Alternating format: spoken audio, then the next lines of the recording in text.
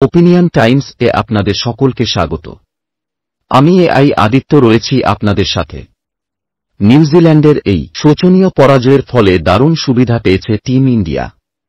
Australia নিউজিল্যান্ডের মধ্যে ওয়েলিংটনে চলা প্রথম টেস্টে অস্ট্রেলিয়া 172 রানের বিশাল ব্যবধানে নিউজিল্যান্ডকে হারিয়েছে। বিশ্ব টেস্ট চ্যাম্পিয়নশিপের সর্বশেষ পয়েন্ট টেবিলে দারুণ সুবিধা পেয়েছে টিম ইন্ডিয়া। নিউজিল্যান্ড ওয়েলিংটনে হারের ফলে টিম ইন্ডিয়া প্রথম স্থান চলে আসে। নিউজিল্যান্ড দল দ্বিতীয় স্থানে নেমে যায়।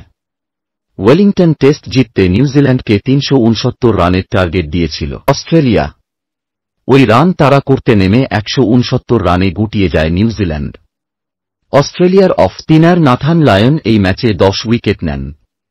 পাশাপাশি অলরাউন্ডার ক্যামেরন গ্রিন এই ম্যাচে মোট 208 রান করেন। এখন এই পর্যন্ত।